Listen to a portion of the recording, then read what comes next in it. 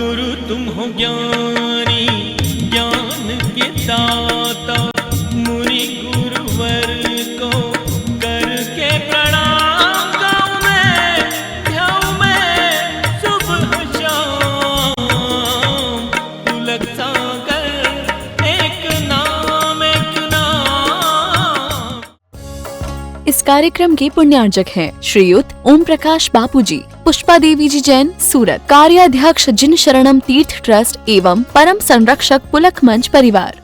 ऐसी नहीं कि यहाँ से प्रवचन सुन के जा रही, बहू पे बरस पड़ी, तूने ये नहीं किया, तूने वो नहीं किया, तूने ऐसा नहीं किया, अभी तक सो रही है, किसी काम की नहीं है, कहाँ से ले आई। वो बहू सोचेगी यार ये अम्मा जी गंगा जी नहाने गई थी या जूडो कराटे सीखने गई थी। ध्यान रखना है, सत्संग से लौटो तो जिंदगी बदल जाना चाहिए। जब आप यहाँ से घर पर लौटो और बच्चे गलतियां करें तो मुंह पर गुस्सा नहीं आना चाहिए। ध्यान रखना। अरे तीर्थंकरों के दर्शन करके लौटो तो क्षण भर को तो तीर्थंकर की शांति हमारे जीवन में होना चाहिए। लोग कहते हैं कि बच्चों ने मंदिर आना बंद कर दिया है, तो मैं पुलक सागर कहता हूँ युवाओं ने मंदिर आना बंद नहीं किया है, बूढ़ों ने मंदिर जाने का अर्थ बदल दिया है, इसलिए युवाओं ने मंदिर आना बंद कर दिया है। ध्यान रखिए। बच्चा सोचता है यार दादाजी घर में भी गुस्सा करते हैं, मंदिर में भी गुस्सा करते हैं, वहां भी झगड़ा करते हैं, यहाँ भी झगड़ा करते हैं, मंदिर आओ वहां भी लड़ाइयां चल रही हैं, 13 की चल रही, 20 की चल रही, चंदन की चल रही, फूल की चल रही। उसने कहा था तेरे की ये जिंदगी, यहां भी झगड़ा और वहां भी। तो बच्चा कहता है ऐसे मंदिर जाने से कोई मतलब नहीं हुआ करता है। मंदिर जो रोज आते हैं ना, उनने उनका आना बंद कर दिया है। ध्यान रखना है। शांति। गाली का जवाब गीत से दोगे ना। जब कोई अम्मा जी घर से झगड़ के आए अपनी बहू से, वो लौट के जाए तो एक बात ध्यान रखना, आओ तो ज्वालाबाई बनकर आना और जाओ क्या बन के जाना। बोलो बोलो ज्वाला वालियो, आओ तो ज्वालाबाई बनकर आओ, और जब यहां से जाओ तो शांति बाई बनकर के घर जाना। और तुम जब घर से यहां आओ अंगारा बनकर आना, जब लौटो तो जलधारा बन करके लौटना। ध्यान रखना। तुम्हारे बच्चे, तुम्हारी बहुएं, तुम्हारी बेटी कहेंगी अच्छा मंदिर जाने से इतना परिवर्तन होता है, ठीक है कल से हम भी मंदिर जाएंगे, हम भी सत्संग में जाकर के बैठे। जीवन बदलो, जिंदगी को बदलिए। जिंदगी बदले। मंदिर बदलने से कुछ नहीं होता मेरे भाई, मूर्तियां बदलने से कुछ नहीं होता मेरे भाई, परिवेश बदलने से कुछ नहीं होता है, भेष बदलने से कुछ नहीं होता है। जिंदगी में अगर कुछ होता है तो आदमी का स्वभाव बदलना चाहिए। ध्यान रखना, वो असली धर्म हुआ करता है। स्वभाव बदलो, अपने आप को बदलो। जिन ओठों पर हमेशा गाली थी उन ओठों पर गीत हो जाना चाहिए।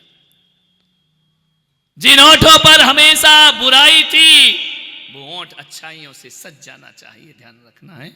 तो समझना हमने अपनी जिंदगी में कोई परिवर्तन किया है,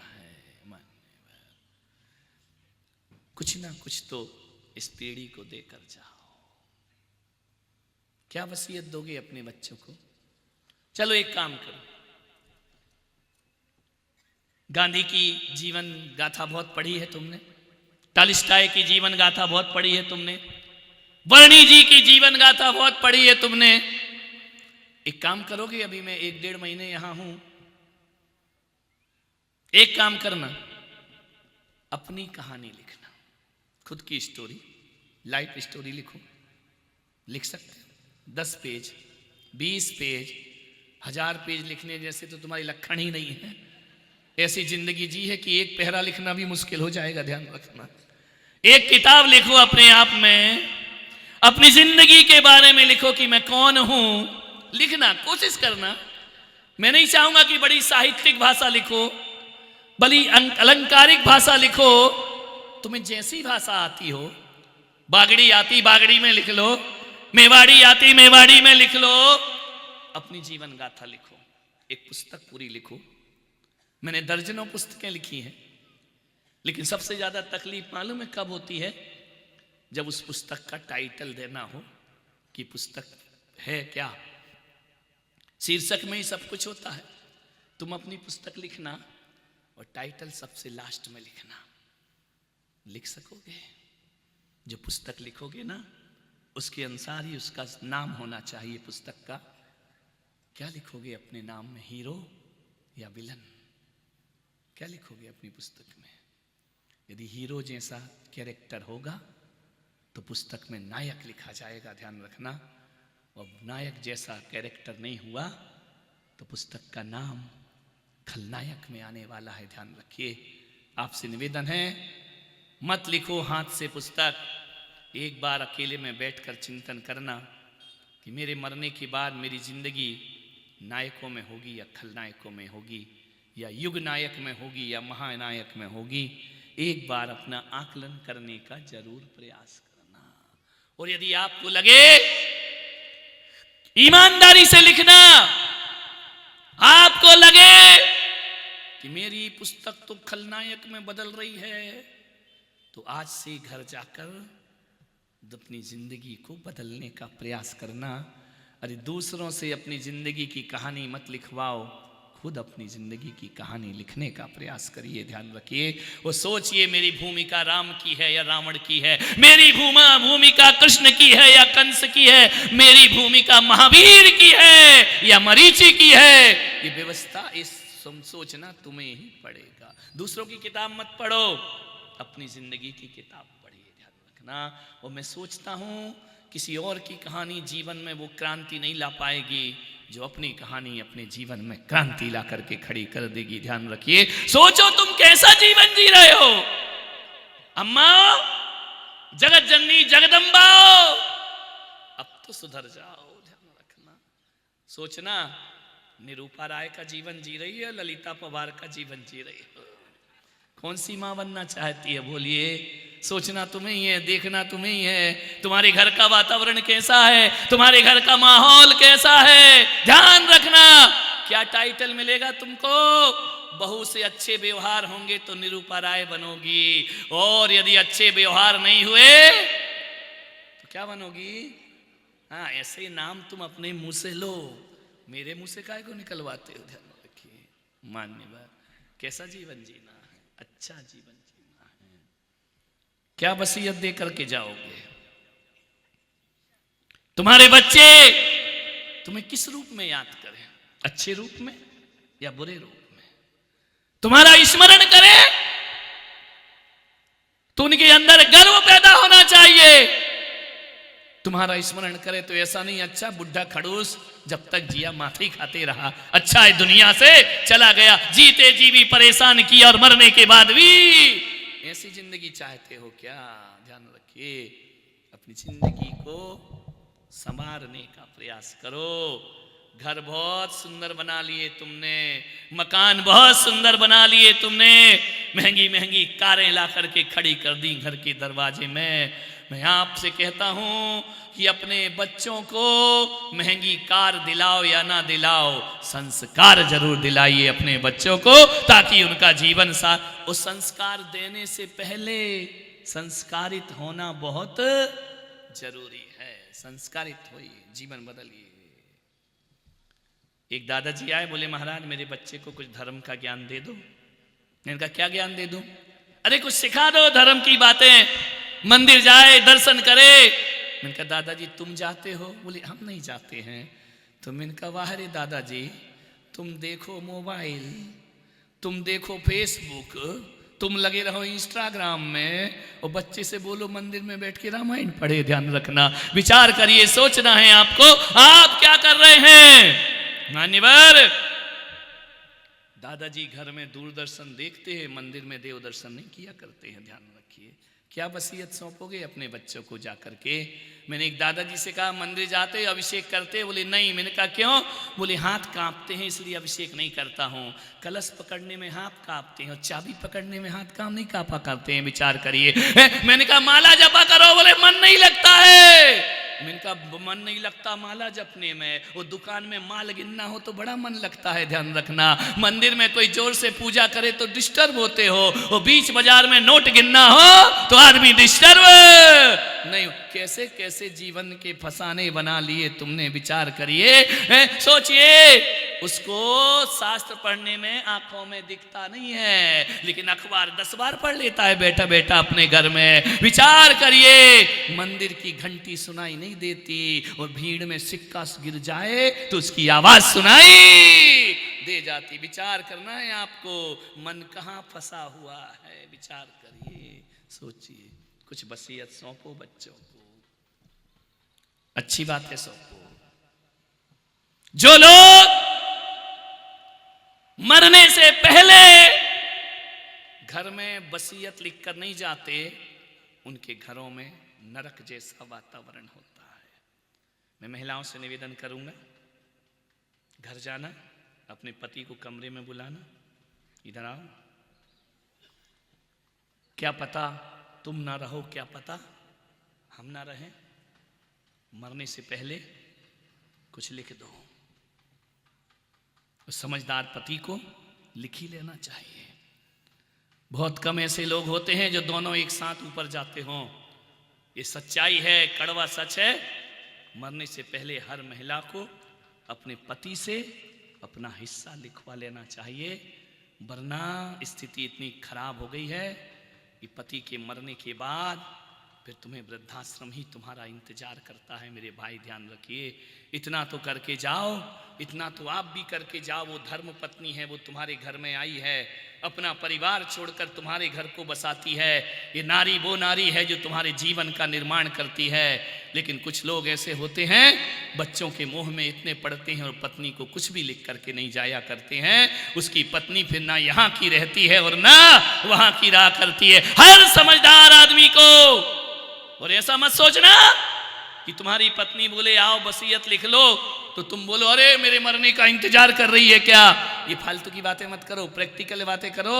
2 में से 1 जाएगा, तुम्हारे जाने के बाद 2 में से जो भी बचेगा उसकी जिंदगी बर्बाद नहीं होना चाहिए। और हकीकत में मैं पुलक सागर कहता हूं, मरने वाला कभी नहीं मरता है, जो जिंदा रहता है वो तिल तिल कर मरा करता है, वो सांस सांस में मरा करता है, उसकी जिंदगी बर्बाद है। वो जो जीने वालों को दुख मिलता है, मरने वाला तो आंख मूंद के दूसरी जगह जन्म ले लिया करता है। उसको तिल तिल कर सड़ने के लिए पत्नी को छोड़कर कभी मत जाना, ध्यान रखना। उसके लिए कुछ ना कुछ लिख करके जाना। अरे बच्चों का हिस्सा बाद में करना, पहले पत्नी का हिस्सा करना चाहिए, क्योंकि बच्चे हमारी जिंदगी में बाद में आए हैं। सबसे पहले पत्नी हमारी जिंदगी में आए। पत्नियों ताली बजाओ,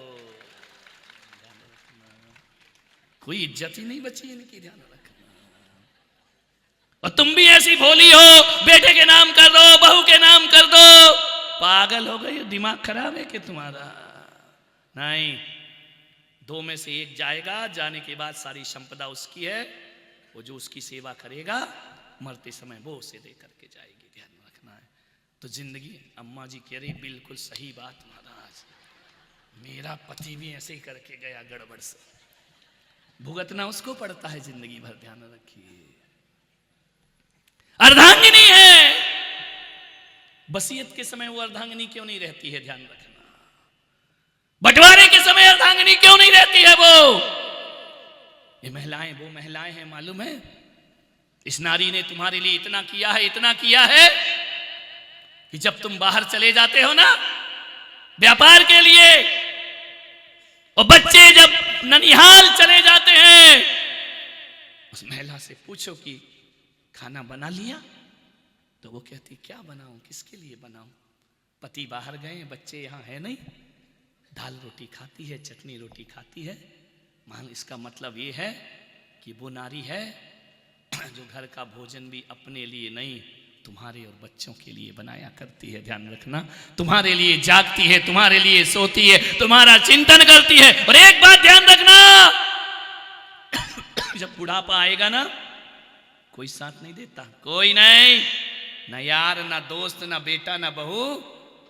जब भी साथ देती है ना, तो यही पत्नी साथ देती है, ध्यान रखना। और आपसे निवेदन है, जीते जी जब तक हाथ पैर चल रहे तुम इनकी बहुत मजाक बनाते हो, जब तक हाथ पैर चल रहे तब तक इनका उपहास करते हो, तब तक इसकी इज्जत नहीं करते। जब बेटे बहू को लेकर चले जाएंगे ना, तब कोई साथ नहीं आएगा, यही पत्नी तुम्हारे साथ आया करती है, ध्यान रखिए। आपसे मैं बड़ी विनम्रता से कह रहा हूं, बात छोटी है, बात बहुत बड़ी है। पत्नी ही साथ। एक मैं मुंबई में था, मेरे एक बहुत अच्छे भक्त हैं, बुजुर्ग हैं, अब चले गए इस दुनिया से। एक दिन 2 बजे मेरे पास आए दोपहर को। मैंने कहा दादाजी भोजन कर लिया? आंख भर आई उनकी। मैंने कहा रोते क्यों? बोले महाराज 7 साल बाद पहली बार किसी ने पूछा कि भोजन कर लिया। करोड़पति सेठ, पैसों की कोई कमी नहीं, दौलत अपार। 7 साल पहले पत्नी का देहांत हो गया, अब बहू और बेटे के बीच उसको रहना पड़ता है। बोले महाराज जब मेरी पत्नी थी ना 10 फोन करती थी, कहां हो, खाना बन गया है आ जाओ, ठंडा हो जाएगा। 4 फोन करती थी मुझे। और जब से उस पत्नी की मौत हुई है ना, बहू का एक फोन नहीं आता कि पिताजी आ जाओ भोजन कर लो। यूं तो भोजन की कोई कमी नहीं है मेरे घर में, लेकिन मेरी बहुएं बना के रख देती हैं। 2 बजे जाओ तो उनको कोई फर्क नहीं पड़ता, 12 बजे जाओ तो कोई फर्क नहीं पड़ता है। पत्नी रहती थी तो 10 बार पूछती थी कैसे हो, कहाँ हो, तबीयत ठीक है, जल्दी आओ, खाना ठंडा हो रहा है। अब घर में कोई पूछने वाला नहीं बचा है। 7 साल में पहली बार आपने पूछा है कि खाना खा लिया, इसलिए मेरी आंखें भर आई हैं। ध्यान रखना, एक बात याद रखना डूंगरपुर वासियों, एक पत्नी तो बिना पति की जिंदगी जी लेती है, लेकिन बुढ़ापा आदमी का बिना पत्नी के बड़ा मुश्किल हो जाया करता है। ध्यान रखना, कोई उसके पास नहीं आता है, कोई उसे पूछता नहीं है। मान्यवर आपसे निवेदन है, अपने बुढ़ापे की थोड़ी सी व्यवस्था करके रखो। ध्यान रखिए मान्यवर, पैसों की ही नहीं कह रहा हूं, नहीं है पैसा कोई बात नहीं है, लेकिन कुछ तो ऐसी चीज हो जिससे तुम्हारी चाहत बनी रहे परिवार के लोगों में। ध्यान रखना। इस कार्यक्रम के पुण्यार्जक हैं श्रीयुत ओम प्रकाश बापूजी, पुष्पा देवी जी जैन, सूरत। कार्याध्यक्ष जिन शरणम तीर्थ ट्रस्ट एवं परम संरक्षक पुलक मंच परिवार। गुरु तुम हो ज्ञानी, ज्ञान के दाता, मुनि गुरुवर